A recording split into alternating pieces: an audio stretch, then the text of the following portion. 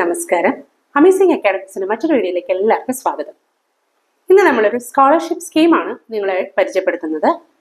ഈ സ്കോളർഷിപ്പിന്റെ പേര് special scholarship എന്നുള്ളതാണ്. ഇത് നമ്മുടെ ഇഗ്രാൻസ് മുഖേനയാണ് നിങ്ങൾ അപ്ലൈ ചെയ്യേണ്ടത്. ഇത് മെഡിക്കൽ അനുബന്ധ കോഴ്സുകൾക്ക് പഠിക്കുന്ന വിദ്യാർത്ഥിനികൾക്ക് വേണ്ടിയിട്ടുള്ളൊരു സ്കോളർഷിപ്പ് സ്കീമാണ്. അപ്പോൾ നമുക്ക് ആർക്കൊക്കെ ഇത് അപ്ലൈ ചെയ്യാം, എങ്ങനെയാണ് അപ്ലൈ ചെയ്യേണ്ടത്, എത്രയാണ് സ്കോളർഷിപ്പ് എമൗണ്ട് എന്നിവരെ ഇനി അപ്ലൈ ചെയ്യാം എന്നുള്ള എല്ലാ ഡീറ്റെയിൽസും ഇന്നത്തെ വീഡിയോയിലൂടെ കവർ ചെയ്യാം. അപ്പോൾ നമുക്ക് വീഡിയോയിലേക്ക് പോവാം. നമ്മുടെ സംസ്ഥാനത്തെ പിന്നോക്ക വിഭാഗത്തിൽപ്പെട്ട സർക്കാർ എയ്ഡഡ് കോളേജുകളിൽ മെഡിക്കൽ അനുബന്ധ കോഴ്സുകൾക്ക് പഠിക്കുന്നതും മാതാവിനെയോ പിതാവിനെയോ അതല്ലെങ്കിൽ ഇരുവരെയും നഷ്ടപ്പെട്ട വിദ്യാർത്ഥിനികൾക്കാണ് ഈ സ്കോളർഷിപ്പിന് അപ്ലൈ ചെയ്യാൻ സാധിക്കുക. പിന്നോക്ക വിഭാഗ വികസന വകുപ്പാണ് ഈ സ്കോളർഷിപ്പ് നിങ്ങൾക്ക് ലഭ്യമാക്കുന്നത്. ഇതിന് അപ്ലൈ ചെയ്യേണ്ടത് ഓൺലൈനായിട്ടാണ്.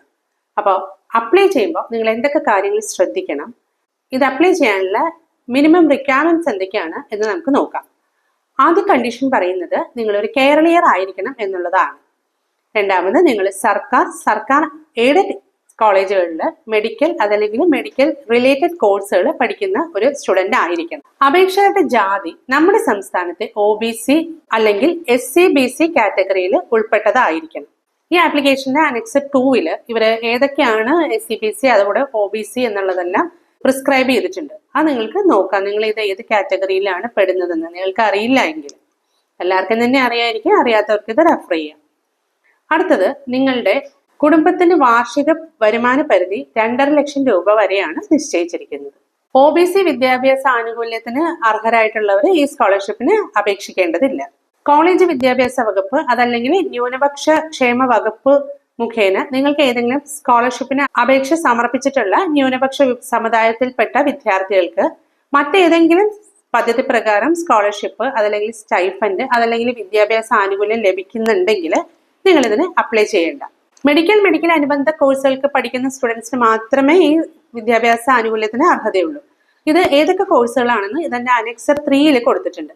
ഇനി നിങ്ങൾ പഠിക്കുന്ന ഒരു കോഴ്സ് ഇതിൽ ഉൾപ്പെട്ടിട്ടില്ല, പക്ഷെ അത് സർക്കാർ അംഗീകരിച്ചിട്ടുള്ള ഒരു കോഴ്സ് ആണെങ്കിൽ അതിന് നിങ്ങൾക്ക് ആനുകൂല്യം ലഭിക്കുന്നതാണ്. ഇനി 1 ലക്ഷം രൂപ വരെയാണ് നിങ്ങളുടെ വാർഷിക വരുമാനമെങ്കിൽ അങ്ങനെയുള്ള കുട്ടികൾക്ക് ഒരു പ്രത്യേക ഒരു കൺസെഷൻ നൽകുന്നുണ്ട്. അതായത് നിങ്ങളിത് അപ്ലൈ ചെയ്യുന്ന സമയത്ത് KPCR വിദ്യാഭ്യാസ ആനുകൂല്യത്തിന് കൂടി നിങ്ങൾക്ക് അപ്ലൈ ചെയ്യാനായിട്ടുള്ള അവസരം ഇവർ നൽകുന്നുണ്ട്. അപ്പൊ നിങ്ങൾക്ക് ഇതാണോ അതല്ലെങ്കിൽ KPCR ആനുകൂല്യം ആണോ നല്ലത്, ഏതാണ് നിങ്ങൾക്ക് ബെറ്റർ എന്ന് നോക്കിയിട്ട് നിങ്ങൾക്ക് ചൂസ് ചെയ്യാവുന്നതാണ്. നിങ്ങൾക്ക് മോണിറ്ററി ബെനിഫിറ്റ് ഏതാണോ കിട്ടുന്നത് അതിന് നിങ്ങൾക്ക് അപ്ലൈ ചെയ്യാം. ഈ സ്കോളർഷിപ്പിലൂടെ നിങ്ങൾക്ക് ലഭിക്കാവുന്ന maximum amount per year 50,000 rupees ആണ്. അത് നിങ്ങളുടെ ട്യൂഷൻ ഫീയും പ്ലസ് മെയിൻ്റനൻസ് അലവൻസ് ആ രണ്ടും കൂടി കണക്കിലെടുത്തിട്ടാണ് ഈ എമൗണ്ട് നിങ്ങൾക്ക് തരുന്നത്. ഈ സ്കോളർഷിപ്പിന്റെ ഒരു പ്രത്യേകത വാർഷിക വരുമാനം കുറഞ്ഞവർക്ക് മുൻഗണന നൽകും എന്നുള്ളതാണ്. നിങ്ങൾ ഓൺലൈനായിട്ടാണ് ഇത് അപ്ലൈ ചെയ്യേണ്ടത്. ഓൺലൈൻ അപ്ലൈ ചെയ്തതിന് ശേഷം നിങ്ങൾക്ക് ഇതിന്റെ ഒരു പ്രിന്റ് ഔട്ട് എടുത്ത് സൂക്ഷിക്കാം. പക്ഷെ നിങ്ങൾ യാതൊരുവിധ കോപ്പീസും നേരിട്ടോ അല്ലെങ്കിൽ പോസ്റ്റലായിട്ടോ ഇതിന്റെ ഓഫീസിലേക്ക് അയച്ചു കൊടുക്കേണ്ടതില്ല. ഇത് അപ്ലൈ ചെയ്യാനുള്ള സമയം നിങ്ങളുടെ കോഴ്സ് ആരംഭിച്ച് 2 മാസത്തിനുള്ളിലാണ് നിങ്ങളിത് അപ്ലൈ ചെയ്യേണ്ടത്.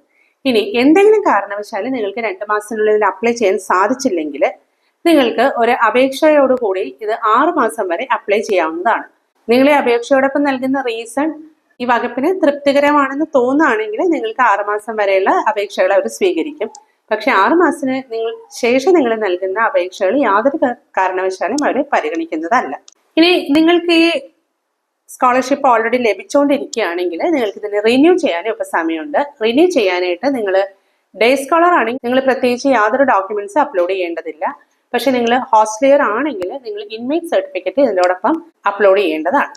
ജൂലൈ 31 ആണ് ഇതിന്റെ ലാസ്റ്റ് ഡേറ്റ് ആയിട്ട് ഇപ്പൊ പറഞ്ഞിരിക്കുന്നത്. അതോടൊപ്പം തന്നെ ഇവർ പറയുന്നുണ്ട് നിങ്ങളുടെ കോഴ്സ് ആരംഭിച്ച് 2 മാസത്തിനുള്ളിലാണെന്ന്.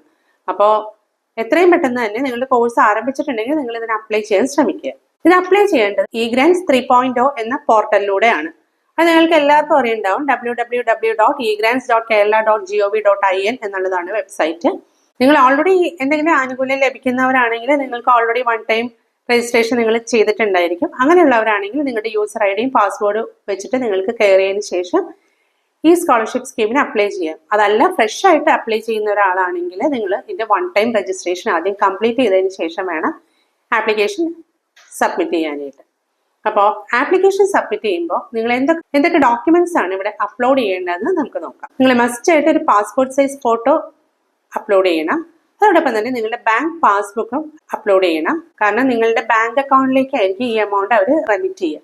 ഈ ഫോട്ടോഗ്രാഫിന്റെ ഫോർമാറ്റ് JPG-യിലായിരിക്കണം. ഇതിന്റെ സൈസ് എന്ന് പറയുന്നത് <100 KB ആയിരിക്കണം. ഈ ബാങ്ക് പാസ്ബുക്ക് PDF ഫോർമാറ്റിലായിരിക്കണം. അതിന്റെ സൈസും <100 KB ആയിരിക്കണം. ഇനി വേണ്ട നിങ്ങളുടെ എഡ്യൂക്കേഷൻ ക്വാളിഫിക്കേഷൻസ് തെളിയിക്കുന്ന സർട്ടിഫിക്കറ്റ്സ് ആണ്. പിന്നെ വേണ്ട നിങ്ങളുടെ കാസ്റ്റ് സർട്ടിഫിക്കറ്റ്, അതോടൊപ്പം നിങ്ങളുടെ SSLC സർട്ടിഫിക്കറ്റ്, പിന്നെ ഇൻകം സർട്ടിഫിക്കറ്റ് നിങ്ങൾ അപ്ലോഡ് ചെയ്യേണ്ടതാണ്.